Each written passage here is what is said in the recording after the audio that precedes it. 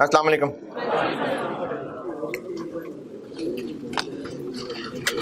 दुरूद शरीफ पढ़ लें।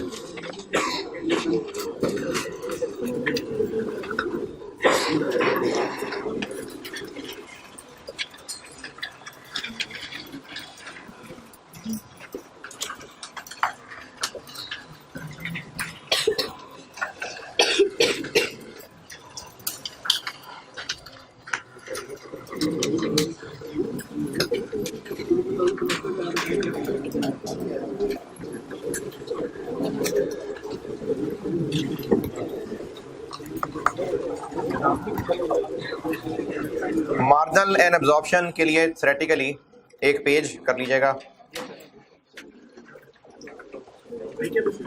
जी आई कैप की बुक से बताता हूँ। चैप्टर 9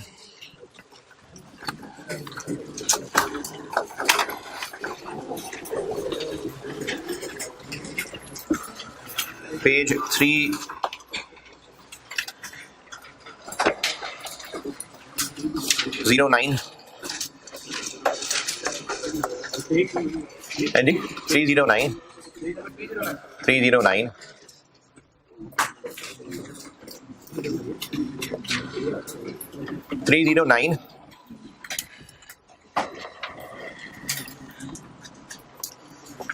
हेडिंग 5 एक ही पेज है, एडवांटेज डिसएडवांटेजेस।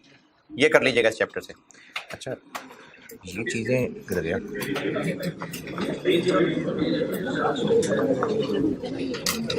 ये चीज़ें हैं मेरे लैपटॉप में।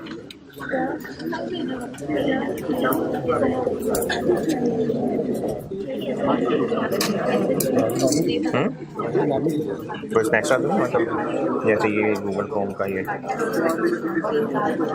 विंडोज 10 है इसमें 20 GB हार्ड है वो तो है, कोर 5 भी है। और ये चीज़ हाँ ये तो रेजोल्यूशन और ये इनका कैसे पता चलेगा मुझे?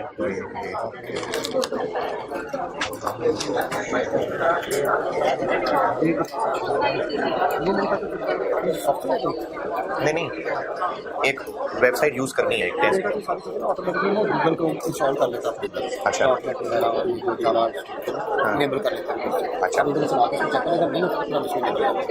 नहीं मैंने तो आई कैप गया हूँगा तब ये टेस्ट खुला होगा।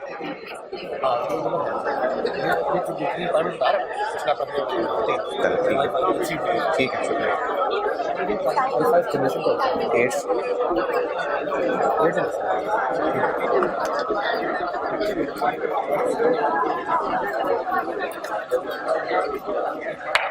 मैंने आपको कहा था कि आप ना ये थ्योरी वाली चीजें रजिस्टर पे लिख लिया करें। एक तो एक जगह इकट्ठा भी हो जाएगा, दूसरा आप लिखेंगे तो पढ़ेंगे तो लिखेंगे ना, तो इसी बहाने पढ़ भी लेंगे। तो ये चैप्टर 9 में से बस एक ही पेज है, एडवांटेज डिसएडवांटेज।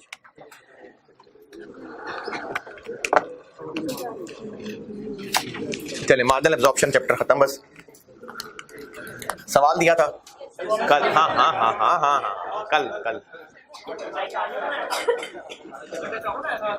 क्या जी? प्रोसेस वाला मेरा बनाया हुआ था, बाकी तो इधर से उठाए हुए थे।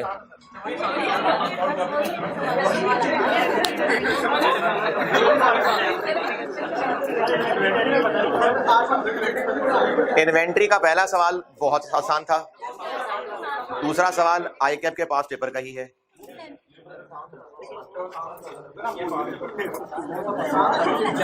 वो भी इंट्रो का।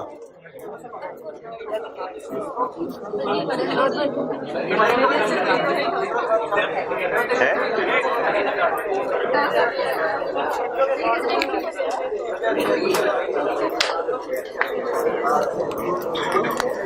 स्टैंडर्ड कॉस्टिंग,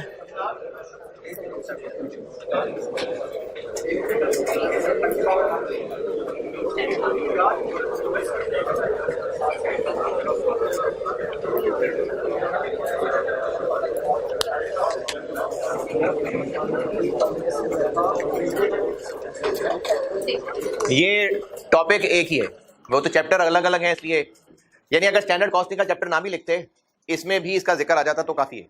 तो इसलिए मैं इनको एक टॉपिक के तौर पे ही पढ़ा रहा हूँ।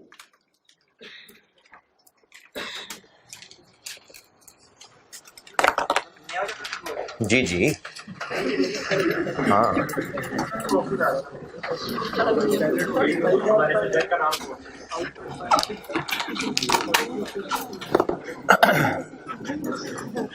वेरिएंस एनालिसिस में से सवाल तकरीबन कंफर्म आता है और इसमें फार्मूले हैं बहुत सारे मिलते जुलते हैं जो आपने करने हैं याद है जी। नहीं रेशियो के तो फिर आसान फार्मूले थे, इसमें ज्यादा हैं। ये चैप्टर स्टूडेंट्स को मुश्किल लगता है, इसलिए वो वजह बता देता हूँ कि वो फार्मूले नहीं याद करते। फार्मूले याद नहीं करते, बस ठीक है पढ़ लिए समझ आ गए, बस ठीक है फरवरी में कर लेंगे याद, अगस्त में कर लेंगे। और जिस सवाल में थोड़ी मुश्किल होती भी है वो उस सवाल की मुश्किल को और बढ़ा देते हैं क्योंकि फार्मूले याद नहीं होते, फिर वो फार्मूले सोचने पे टाइम लगता है। तो इसलिए इसके फार्मूले आप साथ साथ रिवाइज बार बार करेंगे तो याद रहेंगे।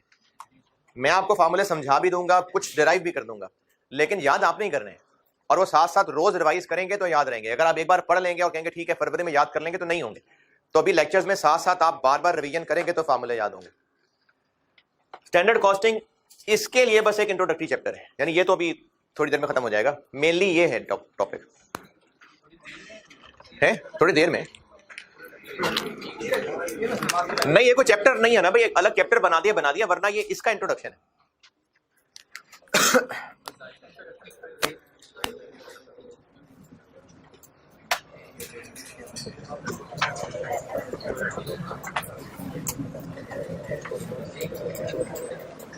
कॉन्सेप्ट समझ लेंगे होता क्या है।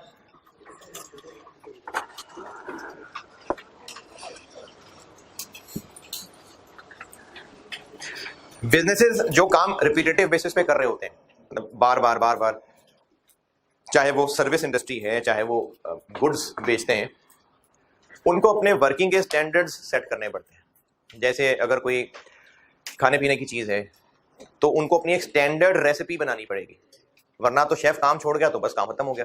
तो इसलिए स्टैंडर्ड रेसिपी बनानी पड़ेगी। मेडिसिन है, एक स्टैंडर्ड फार्मूला बनाना पड़ेगा। सर्विस प्रोवाइडर है जैसे हॉस्पिटल्स हैं, उनको स्टैंडर्ड प्रोसीजर्स बनाने पड़ेंगे किसी भी सर्जरी के, यानी डॉक्टर की काबिलियत के ऊपर नहीं छोड़ सकते, स्टैंडर्ड प्रोसीजर बनाने पड़ेंगे। इसी तरह ये जो पायलट्स हैं बेशक जितने मर्जी काबिल हों लेकिन इनके स्टैंडर्ड प्रोसीजर्स होते हैं। तो बिजनेसेस अपनी क्वालिटी मेंटेन करने के लिए वर्किंग स्टैंडर्ड्स सेट कर लेते हैं। कॉस्ट के हवाले से जो बिजनेस प्रोडक्ट बनाता है वो प्रोडक्ट बार बार सेल प्राइस तो चेंज कर नहीं सकता उसकी, तो उसके लिए वो कॉस्ट का एक स्टैंडर्ड सेट कर लेते हैं कि अगर हम इस प्रोडक्ट का एक यूनिट लेट से 25 रुपए में बेचना चाहते हैं और 20 रुपए तक कॉस्ट इसकी हमें आनी चाहिए, तो उस 20 रुपए की कॉस्ट का वो स्टैंडर्ड सेट कर रहे हैं कि बस फिर 20 रुपए में ही काम होना चाहिए। और उसमें मजीद डिटेल कि एक यूनिट बनाने के लिए 4 किलो लगना है तो बस ठीक है 4 किलो लगना है, खुल डुल के नहीं मटेरियल इस्तेमाल करना शुरू हो जाना। 4 किलो बहुत है।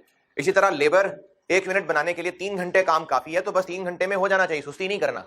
तो ये बिजनेस ने स्टैंडर्ड सेट कर लिए और चूंकि इन सब पे कॉस्ट इनकर हो रही है तो मतलब एक यूनिट की स्टैंडर्ड कॉस्ट सेट कर ली बिजनेस ने, ताकि क्वालिटी मेंटेन रह सके, कॉस्ट मेंटेन रह सके। तो बिजनेसेस अपने प्रोडक्ट्स की एक यूनिट की स्टैंडर्ड कॉस्ट बनाते हैं साल के शुरू में, और इनके छोटे छोटे टुकड़े मुख्तलिफ चैप्टर्स में पड़े हुए हैं।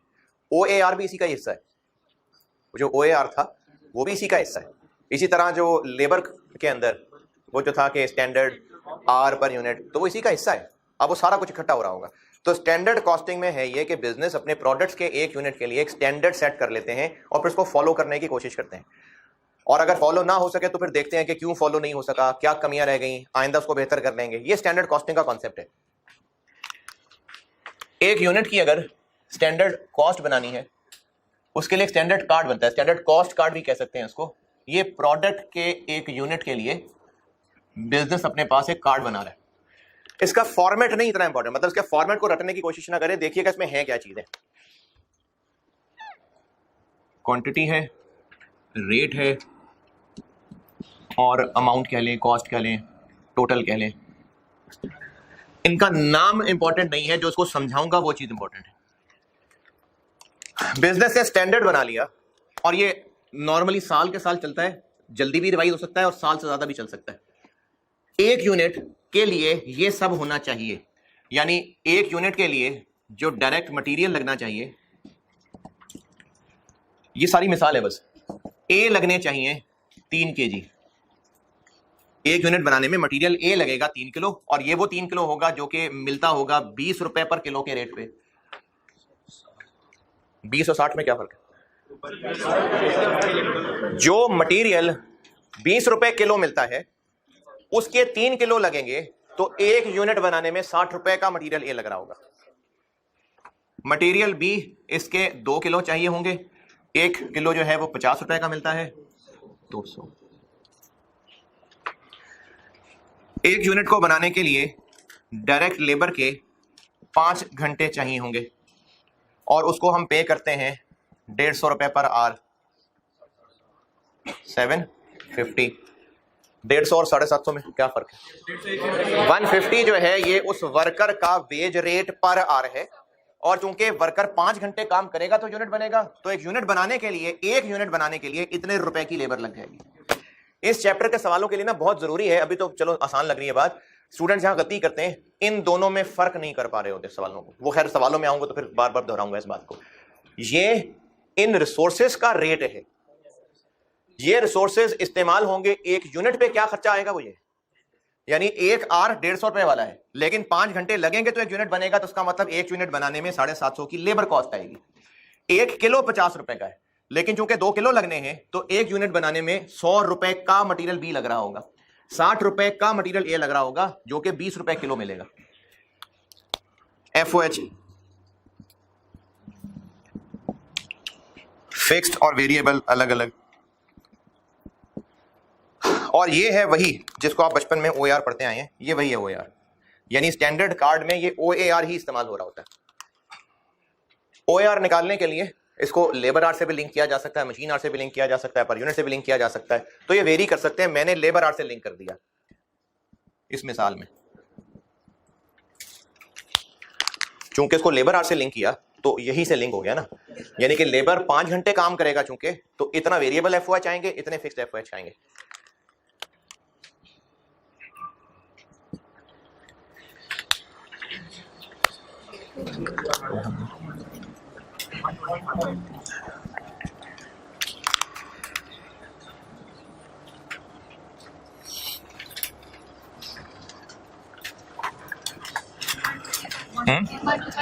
One, two, three, 5.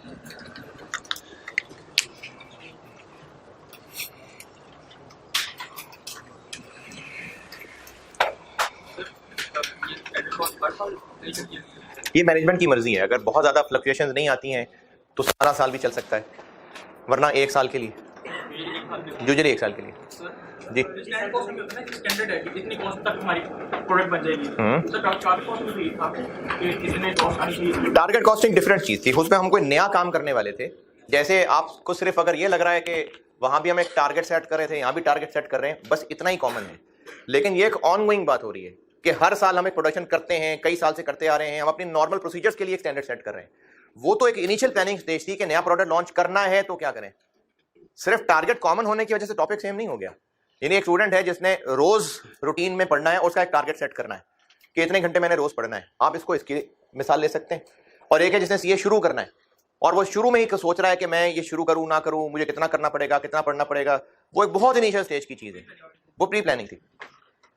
Pre planning क्या होती है? प्री प्लानिंग, अच्छा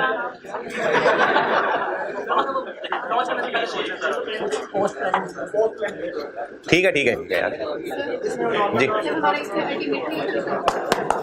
क्या? हाँ जी, मतलब इसमें हम ये स्टैंडर्ड्स लिए सेट करना चाह रहे हैं कि अगर कभी, और बात सिर्फ इस चीज की नहीं है कि सेल प्राइस फ्लक्चुएट ना करे, ये भी फार्मूला ना चेंज हो। यानी अगर वर्कर कोई आता है वो खुल डोल के मटेरियल इस्तेमाल कर रहा है, जाया भी कर रहा है, तो उसको भी तो कंट्रोल करना है ना। वर्कर सुस्ती से काम कर रहा है, इसको भी तो कंट्रोल करना है। और अगर बहुत जल्दी काम कर लेगा तो फिर क्वालिटी इफेक्ट हो सकती है, तो इसलिए ये चीज भी इंश्योर करनी है, ये चीज भी इंश्योर करनी है। क्या जी, क्या रीजंस? कहाँ?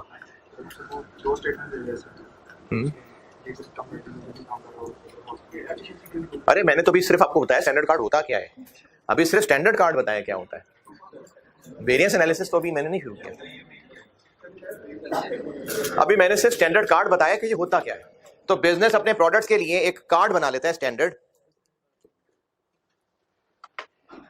कि 1 यूनिट बनाने के लिए क्या क्या रिसोर्सेज लगने चाहिए, कितने कितने लगने चाहिए, उनका रेट क्या होना चाहिए, ताकि पता चल जाए कि एक यूनिट इतने में बन जाना चाहिए।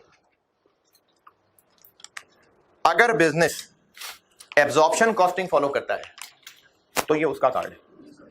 अगर मार्जिनल कॉस्टिंग फॉलो करता है तो फिर ये लाइन होगी ही नहीं।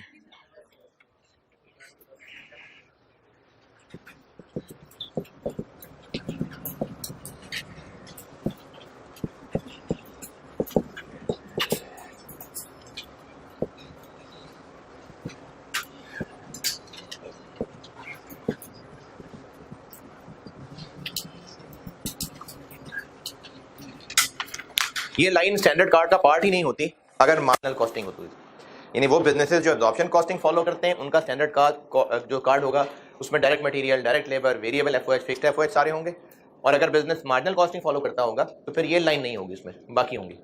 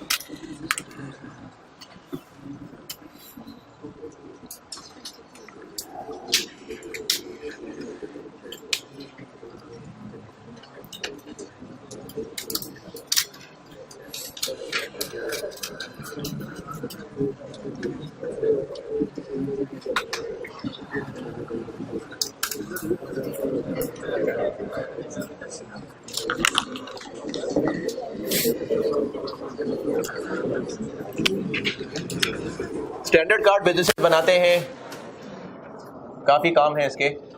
जैसे उनको जब पता है कि एक यूनिट हमें इतने का पड़ेगा, इतने का पड़ना चाहिए, तो फिर वो प्राइसिंग डिसीजन कर पाएंगे। इसी तरह बजटिंग में इसने बहुत इस्तेमाल होना है। अच्छा, बजटिंग बेशक आपके सिलेबस में नहीं है, लेकिन बजटिंग का कॉन्सेप्ट समझ लें। ये बजटिंग का कॉन्सेप्ट जरूर पता हो कि ये और चैप्टर्स में थोड़ा बहुत टूटा फूटा मिक्स हो तो पता तो बजटिंग होती क्या है। बिजनेस ना अपने साल के शुरू में टारगेट सेट करता है, उस साल के लिए प्लान करता है। जैसे स्टूडेंट जब फरवरी का महीना स्टार्ट होगा तो अच्छा है कि आप पहले उस फरवरी का एक प्लान बनाएं कि आपने जो कोर्स कवर करना है, आपने कितने आवर्स पढ़ लेना है। वो जो प्लान बना रहे होंगे परफॉर्मेंस के लिए, ये बिजनेस भी इस तरह प्लान बनाता है। जैसे अब 2022 शुरू होने वाला है तो बिजनेस क्या करेगा, देखेगा कि 2022 में मार्केट में क्या हालात होंगे, कितनी कोई डिमांड होगी, कितने यूनिट्स हम बेच पाएंगे, रिसोर्सेज हमारे पास कितने हैं। इन सब चीज़ों को सामने रखते हुए मिसाल के तौर पे मार्केटिंग वाले ने कहा जी मार्केट में गुंजाइश मौजूद है, आप अगले साल कुछ 2 मिलियन यूनिट्स बेच सकते हैं, इतनी डिमांड है। अब मैनेजमेंट सोचेगी अच्छा क्या हम 2 मिलियन यूनिट्स बना सकते हैं, चलें प्रोडक्शन वाले बताओ बना लोगे, हाँ जी बना लेंगे। हमें इसके लिए इतना मटीरियल चाहिए होगा, इतने लेबर चाहिए होंगे, चलो मटीरियल वालों को बुलाओ, उनको पूछो इतने मटीरियल खरीद के ला सकते हो, जी सर ले आएंगे, इतने का मिलेगा। यानी ये पूरी एक कनेक्टेड एक्टिविटी है। इन यूनिट्स को बेचने के लिए बनाने कितने होंगे, उनको बनाने के लिए कितना मटेरियल, कितना लेबर चाहिए होगा, लेबर को लाने वाले जो भी रेलेवेंट लोग हैं वो बताएंगे कि हाँ इतना लेबर है नहीं है, कहाँ से लाना पड़ेगा। ये सारा प्लान, ये बजट है। फिर इस सारे प्लान में जो फिगर वो बजटेड इनकम स्टेटमेंट बन गई। तो ये होते हैं बजट्स। तो स्टैंडर्ड कॉस्ट कार्ड को ही इस्तेमाल करके बजट बनाया जा रहा होता है। फिर इसके अलावा बिजनेस ने परफॉर्मेंस मेजर करनी है कि जो स्टैंडर्ड बनाया था अब साल के एंड पे देखें वैसा परफॉर्म किया कि नहीं किया। इसी कॉन्टेक्स्ट में वेरिएंस एनालिसिस भी है जी।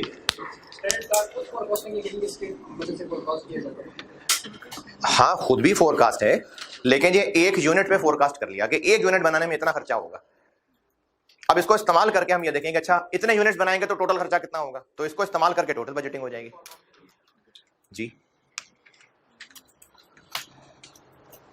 कुछ और डिसीजंस में भी आगे चल के हम देखेंगे, कुछ डिसीजंस में भी इस्तेमाल हो रहा होता है।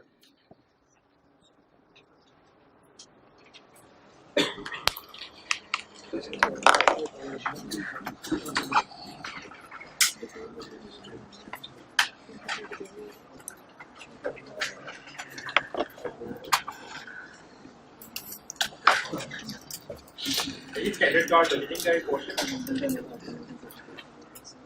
बजटिंग का एक पोर्शन है। ये बना होगा फिर बजटिंग नहीं, मुझे बात नहीं समझ आई आपकी। हाँ जी बिल्कुल, हाँ उसका एक पार्ट है। हाँ हाँ, स्टैंडर्ड कार्ड बनाएंगे तो बजटिंग कर सकेंगे। हाँ, तो उसमें सवाल क्या है, मैं समझा। बजटिंग में ये चीजें हम बनाते हैं। हम स्टैंडर्ड साल के शुरू में सेट कर रहे हैं, ये हमारे लिए एक टारगेट है कि हमने अपने यूनिट्स इतने में बनाने हैं, इसी को यूज करके बजट भी बना लेंगे। अरे एक्चुअल कैसे हो सकती है, साल के शुरू में बना रहे हैं ना, एक्चुअल कैसे हो सकती है। देखें ये फिगर्स डिटरमिन कैसे हुई, ये पास्ट एक्सपीरियंस है, मार्केट की सारी इंफॉर्मेशन है। अब वो पास्ट की बेस पे है या फ्यूचर एक्सपेक्टेशन की बेस पे है, तो है तो एस्टिमेशन ही ना। अगर जिस साल के शुरू में स्टैंडर्ड बना रहे हैं, पिछले साल ये 18 रुपए किलो मिल जाता था, लेकिन इस साल इसका रेट पता है 20 रुपए किलो है, तो फिर हम 18 तो नहीं ना लिखेंगे, 20 लिखेंगे। तो इसलिए ये फोरकास्ट ही है कि इस साल में हमें ये रिसोर्सेज इस रेट पे मिलने चाहिए। डिसीजन मेकिंग एक्चुअल की बेस पे नहीं, डिसीजन मेकिंग फ्यूचर के लिए होती है। डिसीजन मेकिंग पढ़ेंगे तो पता चल जाएगा। डिसीजन हमने फ्यूचर के लिए लेना होता है ना। मतलब आप लोगों ने अभी ये डिसाइड करना है कि मैट्रिक में साइंस रखनी है कि आर्ट्स रखना है, करना है डिसाइड बच्चों के लिए, अपने लिए पूछ रहा हूँ। तो पास्ट हो गया ना वो, तो डिसीजन मेकिंग फ्यूचर से रिलेटेड होती है।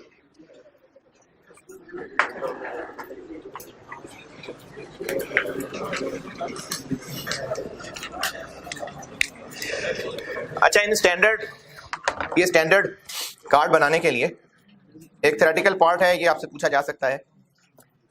चैप्टर 10 आएगा आपके बुक में, चैप्टर 10 पेज 331 और थोड़ा सा 332 पे भी है। Heading 1.5 types of standard, page 331 heading 1.5 types of standard. ये एक पेज ही है जी। हाँ, ई कैप की बुक, पेपर कैप 3, पेज 331, जो कि चैप्टर 10 में फॉल करता होगा। इसमें हेडिंग 1.5 टाइप्स ऑफ स्टैंडर्ड, ये 4 हैं, जिनमें से 3 इसी पेज पे नजर आ जाएंगे आपको, एक अगले पेज के शुरू में गई हुई है। इसको आप याद कर लें, रटने को नहीं कह रहा, अपने पास से भी लिख सकते हैं। कॉन्सेप्ट आसान सा है, बता देता हूं। 1.5 में बताया ये हुआ है कि जब स्टैंडर्ड सेट किए जाते हैं तो क्या अप्रोच होती है स्टैंडर्ड सेट करने की। करंट स्टैंडर्ड क्या लगता है नाम से, करंट स्टैंडर्ड। अच्छा चले, मैं इससे पहले एक और आपको चीज बता दूं। ये परफॉर्मेंस से रिलेटेड चीज भी है ना, कि एक यूनिट में 5 घंटे लग जाने चाहिए, इतने किलो लग जाने चाहिए। करंट स्टैंडर्ड्स किन बुनियादों पे स्टैंडर्ड बनाया गया होगा? जो अभी करंट हालात चल रहे हैं, रिसेंटली जो हालात चल रहे हैं, जो अभी रिसोर्सेज हैं, उनकी जितनी औकात है, हैसियत है, ये उसको सामने रख के स्टैंडर्ड सेट किया होगा। आइडियल स्टैंडर्ड क्या होता होगा? आइडियल स्टैंडर्ड होना चाहिए, लेकिन आइडियल स्टैंडर्ड है। अच्छा, CD 70 1 किलोमीटर में, 1 लीटर में कितने किलोमीटर चल जाते हैं?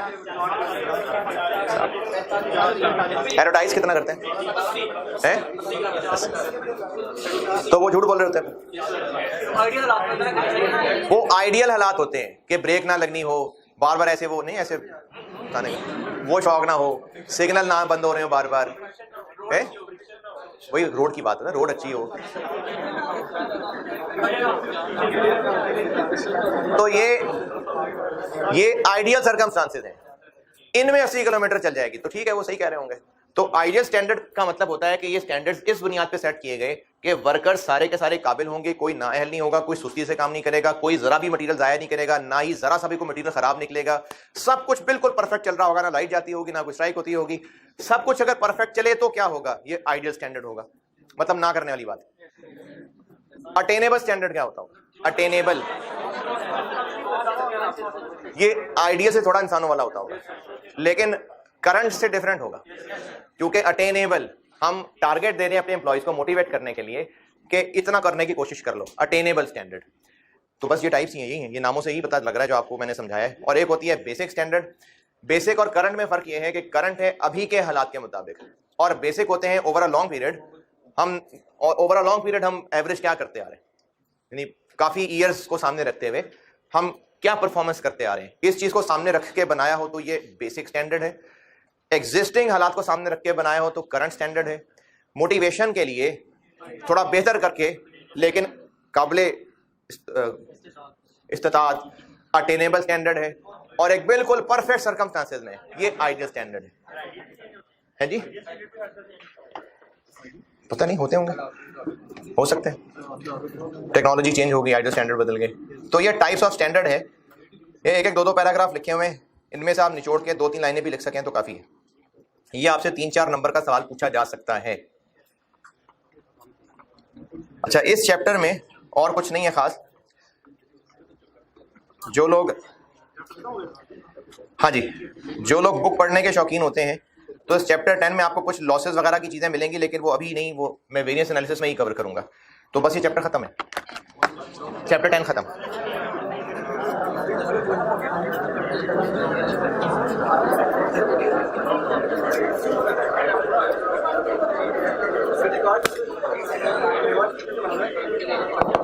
कार्ड क्या? जैसे मर्जी नहीं। अच्छा, आपको स्टैंडर्ड कार्ड बनाने को नहीं, यानी आपने खुद फैक्ट्री फिर के अंदाजे लगा के स्टैंडर्ड कार्ड नहीं बनाना। ये तो सवाल में स्टैंडर्ड कार्ड अवेलेबल होगा। मैंने तो आपको ये बताया स्टैंडर्ड कार्ड होता क्या है। अब ये 5 घंटे क्यों रखे हैं, 6 क्यों नहीं है, जिसने भी स्टैंडर्ड बनाया होगा उसकी मर्जी। वैसे आइडियल स्टैंडर्ड जो है ना, वो वैसे ही बस बनाने हो तो बना लें, वरना प्रैक्टिकली आइडियल स्टैंडर्ड नहीं बनते होंगे, कोई फायदा नहीं उनको बनाने का। यानी अगर आप अपना फरवरी में पढ़ाई का प्लान ये कर रहे हैं कि आपने 20 घंटे पढ़ना है और मोबाइल यूज नहीं करना है, ना कभी तबीयत खराब होनी है, तो ये तो बहुत आइडियल सर्कमस्टांसेस है ना। 20 ज्यादा हो गया, 18।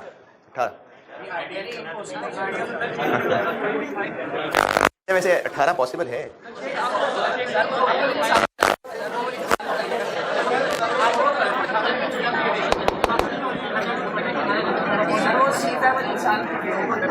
कौन सी सीमा वाली इंसान?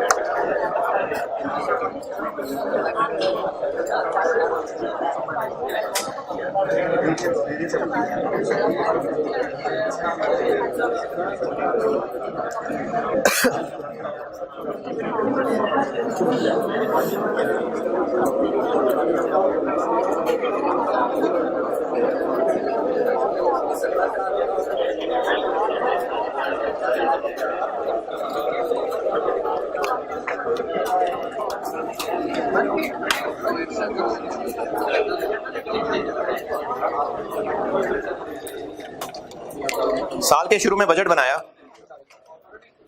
और उस इनकम स्टेटमेंट में यह तय किया कि हम इस साल 30 मिलियन का प्रॉफिट कमाएंगे। साल एंड हुआ, एक्चुअल रिजल्ट सामने आए और एक्चुअली कमाया नहीं इतना भी नहीं है।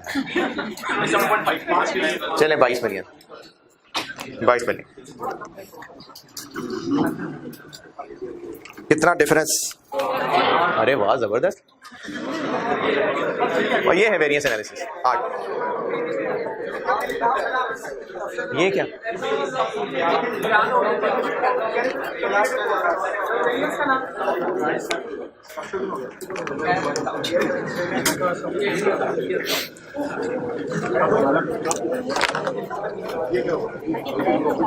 जी अच्छा बिजनेस अगर अच्छा मैनेज करना है तो इस डिफरेंस के रीजंस को ढूंढना पड़ेगा। जैसे हाँ, ये जो स्टूडेंट्स जब फेल होते हैं और आके पूछते हैं कि सर क्लास पढ़नी है नहीं पढ़नी है, क्या करना चाहिए, तो स्टूडेंट्स से मेरा पहला सवाल ही होता है कि आपको क्या लगता है कि क्यों फेल हुआ है। और स्टूडेंट अगर ये कह रहा है कि सर पता नहीं, पेपर तो बहुत अच्छा हुआ था, तो फिर वो दोबारा भी पास होने की उम्मीद कम है। क्योंकि जब तक आपको यही नहीं पता कि फेलियर की रीजन क्या है तो उनको दूर कैसे करेंगे। तो अगर आप में से भी कोई ऐसा है जिसका कोई पेपर रहता है और वो ये समझ रहा है कि पता नहीं क्या वजह हुई, तो पता करें, अपने जो भी परफॉर्मेंस है उसको एनालाइज करें, देखें आप कहां कहां लैग कर रहे थे, क्या ऐसी गलतियां थी जो आपको खुद भी अंदाजा हो जाएगा कि गलतियां थी, आपको खुद हो जाएगा अंदाजा। अच्छा चलें, ढूंढ लिया कि क्या क्या रीजंस थे, क्या करना है अब रीजंस ढूंढ के अब उनको रेक्टिफाई करना है। अच्छा इसी तरह से अगर टीम है, टूर्नामेंट खेलने गई, वर्ल्ड कप खेलने गए, हार के आ गए, तो तुम जीतो या हारो हम तुमसे प्यार है, काफी यही बात कहना नहीं, फिर गोली मार देनी चाहिए। रीजंस देखने चाहिए कि क्या क्या शॉर्टकमिंग्स थी ताकि आइंदा इनको रेक्टिफाई कर लें। और अगर जीत गए तो बस सब अच्छा है, नहीं, फिर भी रीजंस देखनी पड़ेंगी कि अभी भी क्या ऐसी खामियां थी जो बेहतर होनी चाहिए और क्या ऐसी स्ट्रेंथ्स थी जो कम से कम मेंटेन होनी चाहिए। बिजनेस ने अगर 8 मिलियन जो सोचा था उससे कम कमाया है तो उसके डिफरेंस के रीजंस ढूंढने पड़ेंगे। इसके रीजंस, अच्छा बस इसके रीजंस क्या क्या हो सकते हैं। अगर बिल्कुल मोटी मोटी बात करें तो इनकम कम हुई होगी या एक्सपेंसेस बढ़ गए होंगे। यानी इनके रीजंस अगर ढूंढें तो या तो इनकम यानी सेल्स का मसला हुआ होगा या खर्चों का मसला हुआ होगा। सेल्स का मसला क्या हो सकता है, सेल्स कम हुई है, ठीक है, या तो यूनिट्स कम बेचे या फिर सेल्स कम होने का इन्वेंटरी एब्सोल्यूट होने से क्या ताल्लुक, या तो यूनिट्स कम बेचे या प्राइस कम हुई। तो सेल्स को मजीद अगर तोड़ेंगे तो या तो यूनिट्स का मसला होगा या प्राइस का मसला हुआ होगा। इसी तरह कॉस्ट्स पे आते हैं, कॉस्ट क्यों ज्यादा हुई देखना पड़ेगा कि मटेरियल का मसला था, लेबर का मसला था या ओवरहेड्स का मसला था। अच्छा मटेरियल को भी और तोड़ते हैं, मटेरियल का क्यों मसला हो सकता है, या तो क्वांटिटी ज्यादा लग गई होगी या मिला महंगा होगा, तो इसमें भी वही मसला हो सकता है क्वांटिटी का और रेट का। इसी तरह है, हाँ क्वांटिटी ज्यादा लग गई ना। लेबर में क्या मसला हो सकता है, या तो महंगे लेबर मिला होगा या टाइम ज्यादा लगा लिया होगा। तो इसी तरह से ना इनके जब हम डिटेल रीजंस ढूंढते रहते हैं, इस सारी मेहनत का ऑब्जेक्टिव क्या था, इस 8 मिलियन के फर्क को ढूंढना कि इसमें क्या वजह रही। और वजह ढूंढनी इसलिए जरूरी थी ताकि जो खामियां थी वो अगली दफा बेहतर हो सकें और जो अच्छाइयां थी वो अगली दफा मेंटेन हो सकें। इस सारी मेहनत को वेरिएंस एनालिसिस कहते हैं, क्योंकि वेरिएंस यानी जो सोचा था और जो हुआ उसका जो वेरिएंस है उसको एनालाइज कर रहे हैं, उनकी वजह ढूंढ रहे हैं। और ये सिर्फ थ्योरेटिकल वजह नहीं है, यहां पर कैलकुलेशंस करेंगे हम लोग और उन सारे रीजंस की जब कैलकुलेशन कर चुके होंगे तो उनका सम कितना आ रहा होगा, 8 मिलियन। तो ये वेरिएंस एनालिसिस के डिफरेंस को जिसने लोएस्ट लेवल तक डिटेल में तोड़ सकते हैं उस लेवल तक तोड़ना, उनकी वजह जानना, उनकी अमाउंट कैलकुलेट करना, ये सारा वेरिएंस एनालिसिस है। इस पे बुजुर्गों ने फार्मूले बनाए हुए हैं। क्या जी, नहीं मैंने तो आपको पूरी पिक्चर दिखा दी ना, मैंने तो पूरी पिक्चर दिखाई है इसलिए प्रॉफिट बताया है। सिर्फ एक सेगमेंट को भी देखा जा सकता है कि मटेरियल की कॉस्ट कितनी लगनी चाहिए थी, कितनी लगी, उसका क्या रीजन हो सकता है, वो भी वेरिएंस। मतलब मैंने तो पूरी पिक्चर बताई है आपको, ये सारा वेरिएंस एनालिसिस है।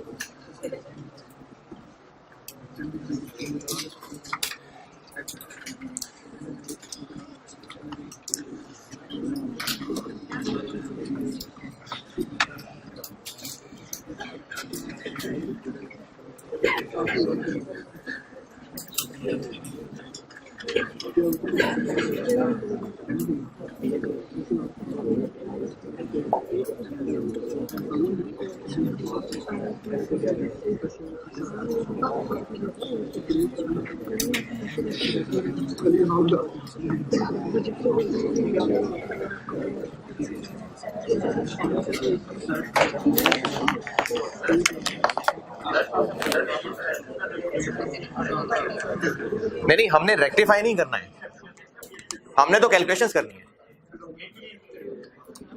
8 मिलियन तो मैंने पूरी पिक्चर दिखाई है ना। हो सकता है आपको सिर्फ सेल से रिलेटेड वेरिएंस एनालिसिस पूछा हो सकता है सिर्फ ओवरहेड से रिलेटेड पूछा हो। मैंने तो आपको पूरी पिक्चर दिखाई है कि सारा काम क्या हो रहा होता है जी। प्रोसेस कॉस्टिंग मुश्किल था, मुश्किल इसके सवाल कुछ हैं मुश्किल, लेकिन अगर आप फार्मूले अच्छी तरह याद कर लें और हौसले से चलें तो फिर ये इतने मुश्किल चैप्टर नहीं है। बल्कि इसमें अच्छी बात यह है कि इसमें मार्क्स लेना ज़्यादा आसान है, क्योंकि इसमें बहुत ज़्यादा चीज़ें, जब बहुत ज़्यादा चीज़ें होती हैं ना तो मार्क्स आसानी से आते हैं। क्योंकि अगर सवाल में अगर 8-10 फार्मूले लगाने और लेट से 11-12 नंबर का सवाल है तो वो फार्मूले मोस्टली आपस में इंडिपेंडेंट भी होंगे। यानी अगर कोई एक पॉइंट मुश्किल होगा तो ज़रूरी नहीं कि सारे ही उससे रिलेट कर रहे हों, तो नंबर लेना इसमें आसान है। हाँ, कैश फ्लो की तरह।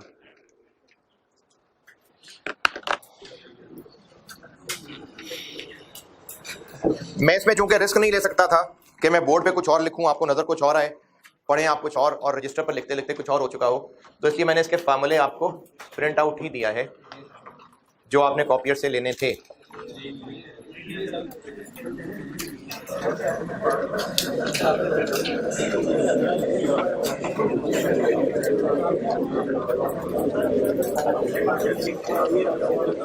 इनमें मैंने आपको कॉस्ट के वेरिएंसेस, ये जितना इधर सामने बनाया है, कॉस्ट के वेरिएंसेस पढ़ाने हैं जिसमें मटेरियल के अलग हैं, लेबर के अलग हैं, उसमें भी आगे केसेस हैं, ओवरहेड्स के अलग हैं, काफी सारे फार्मूले हैं। फार्मूले बहुत सारे हैं। इनमें जो आपके लिए एग्जाम क्वेश्चंस के लिए टिप्स नसीहतें हो सकती थी, मैंने यानी मुकम्मल नोट्स बना के दे दी हैं। इस पर टिप्स वगैरह जो लिखाता हूं ना वो भी सब लिख दिए हुए हैं इसके अंदर।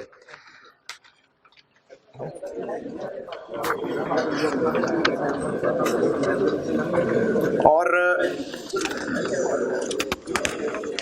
जो उसमें थ्योरेटिकल पोर्शन था ना वो भी मैंने इसी में डाल दिया।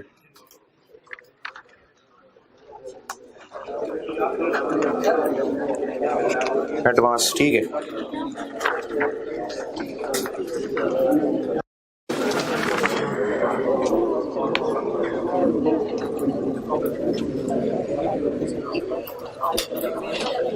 ये जो वेरिएंसेस हैं या तो होंगे फेवरेबल या एडवर्स। इसका फैसला कैसे होगा कि वेरिएंस फेवरेबल है या एडवर्स है? अगर स्टैंडर्ड से बेहतर हो गए एक्चुअली तो फेवरेबल है, स्टैंडर्ड से कम हो गया तो एडवर्स है। नहीं, ये तो खैर प्रॉफिट है ना, हम इन सब चीजों की बात कर रहे हैं। जैसे अब जो खर्चों के वेरिएंसेस होंगे, जितना स्टैंडर्ड सोचा था खर्च होना चाहिए उससे कम हुआ तो फेवरेबल है, ज्यादा हुआ तो एडवर्स है। सेल्स में इसका उलट है। तो फार्मूले ही बुजुर्गों ने इस तरह बना दिए कि आंसर अगर पॉजिटिव आया तो फेवरेबल है, आंसर नेगेटिव आया तो एडवर्स है। फार्मूले इस तरह के सेट कर दिए मैं। अच्छा, अब मसला ये हो गया कि सुबह मैं यहीं तक पढ़ा पाया, पता नहीं क्यों।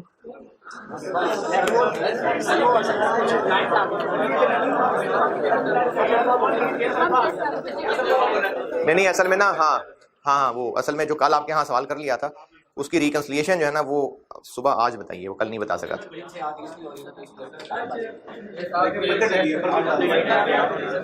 अब चूंकि आपको सैटरडे को इकट्ठे ही क्लास देनी है तो अब मुझे इकट्ठे ही रखना पड़ेगा, तो बस फिर यहाँ रोक दी मैंने क्लास।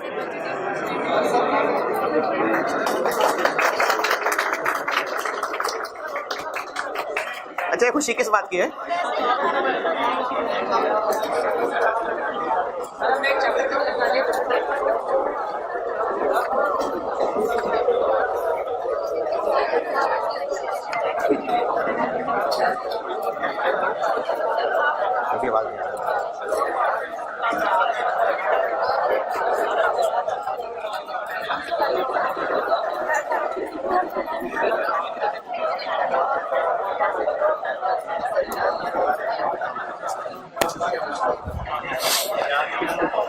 है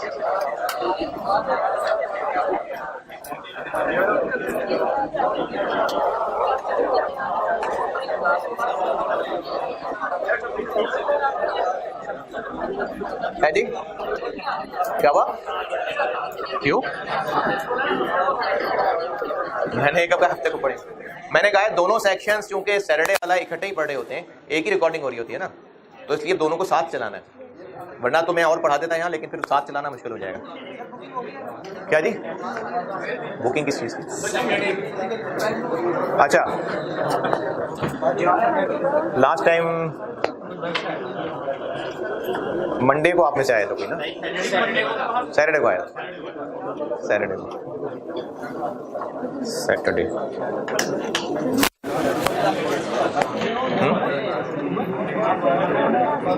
आ सकते हैं। अच्छा चलें, करते हैं फैसला।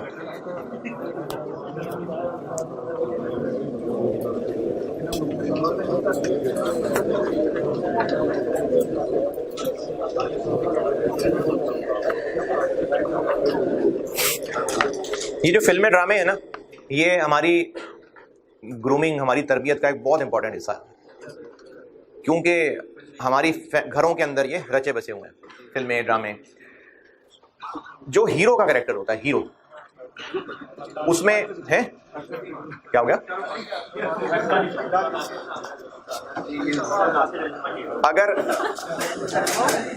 अगर ये कॉलेज और यूनिवर्सिटी लाइफ के स्टोरीज हैं, तो जो हीरो का कैरेक्टर होगा ना, वो कुछ धीमे अंदाज वाला इंसान नहीं होगा, यानी वो एग्रेसिव होगा, और वो हीरो होगा। हीरो, एग्रेशन, लड़ना और डरना नहीं किसी से, ये एक हीरो कैरेक्टर होगा। और जो धीमा होगा वो मोस्टली एक कॉमेडियन कैरेक्टर होगा, यानी वो उसको एक कॉमेडी लेके क्रिएट किया होगा। अगर यूनिवर्सिटीज वगैरह का है या वैसे कोई ऑफिस, कोई एक कैरेक्टर होगा, कोई प्रिंसिपल होगा जो मतलब शरीफ उन नफ्स, धीमा अंदाज है। नहीं, वायरस धीमा अंदाज तो नहीं था यार। तो चूंकि जो हीरोइक कैरेक्टर होते हैं वो एक एग्रेशन और लड़ पड़ना और झगड़े होना, इस चीज को प्रेजेंट किया जा रहा होता है। अच्छा, इसी तरह से आप जवान बच्चे हैं, तो आपकी जवानी ही आपको तब पता लगती है अगर आप लड़ने वाले हैं। जोश होता है ना, जरा सी कोई ओखा क्यों बोला है तू, चल चपेड़े लगानी शुरू कर दी, या बाहर आ जरा।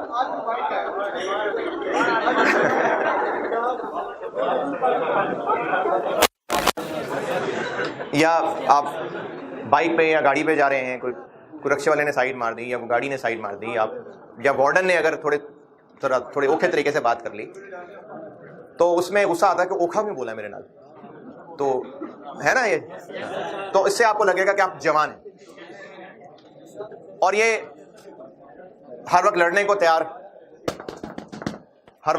तैयार, क्योंकि किसी के बाप से नहीं डरते, क्योंकि अपने से भी नहीं डरते। इनफैक्ट अपने से भी नहीं डरते तो फिर किसी के बाप से क्यों डरना है? नहीं, अपने से नहीं डरते। अच्छा, अब इसी चीज को, जैसे आप बाइक पे हैं या बाहर मतलब पब्लिक प्लेस पे हैं, कोई ट्रैफिक वार्डन से कोई झगड़ा हो गया या कोई गाड़ी लग गई या कोई किसी और बाइक वाले ने साइड दे दी, कोई रिक्शा वाले ने साइड दे दी, लड़ने को तैयार हो गए क्योंकि गुस्सा आ जाता है, एग्रेशन है, गुस्सा आ जाता है। अब इसको इमेजिन करें, हुआ होगा किसी ने की भी कोई लड़ाई, अब इसको इमेजिन करें किसी ने लड़ाई की होगी। अब इस सिचुएशन को इमेजिन करें कि यही जो सड़क पे लड़ाई हुई है, कोई रिक्शे वाले ने साइड मार दी, गाड़ी साइड दे गई है। अब वो जो जिस पे लड़ना या जिससे गुस्सा आना था, वो अच्छा खासा डशकर आया, मतलब ऐसे, तो गुस्सा नहीं आएगा, गुस्सा खत्म, सॉरी फाइन, सॉरी कोई बात नहीं। या वीवो डाला है पीछे, तो अगर उसने साइड करा भी दी है कोई बात नहीं, तो मैं ठीक हूँ, कोई मसला नहीं।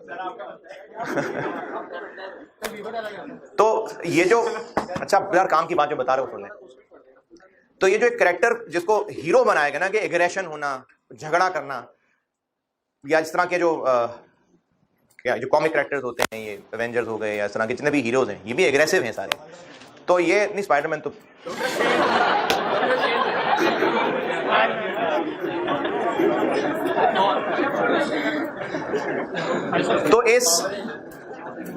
इस इनपुट से हमें ये एक मिजाज बनना शुरू हो गया कि जो गुस्सा करता है ना, वो मर्द है। गुस्सा लड़ना हर वक्त, जबकि ये हीरोइक कैरेक्टर नहीं है, ये हीरोइक कैरेक्टर नहीं है। बुखारी 2457 सैयदा आयशा रज़ियल्लाहु तआला अन्हा से रिवायत है कि नबी अकरम सल्लल्लाहु अलैहि वसल्लम ने फरमाया, बेशक अल्लाह ताला के यहाँ सबसे ज़्यादा नापसंदीदा वो आदमी है जो सख्त झगड़ालू हो। यानी हर वक्त झगड़ते रहना ये कोई अच्छी क्वालिटी नहीं है, ये अल्लाह ताला के यहाँ सबसे ज़्यादा नापसंदीदा है। क्योंकि जब इंसान बहुत झगड़ालू होता है ना, तो फिर उसको फिर इस बात का ख्याल नहीं रहता कि कब किसी के साथ वो नाइंसाफ़ी कर रहा है, कब नहीं कर रहा है, कब हक मार रहा है, कब हक नहीं मार रहा है, माफ़ करना था नहीं करना था, इस तरफ सोच ही नहीं जाती, क्योंकि वो झगड़ालू है। कई इस तरह के एक्शन हो जाते होंगे कि उससे फिर फितना और फैल जाता होगा। तो ये कोई अच्छी क्वालिटी नहीं है झगड़ालू होना। ताकत होना ये क्वालिटी है एज लॉन्ग एज वो ताकत कंट्रोल में है। जरूरत जहां होगी बिल्कुल इसका इस्तेमाल भी है, लेकिन ये जो बात बात पे झगड़ा कर रहे होते हैं ये ताकतवर नहीं होते।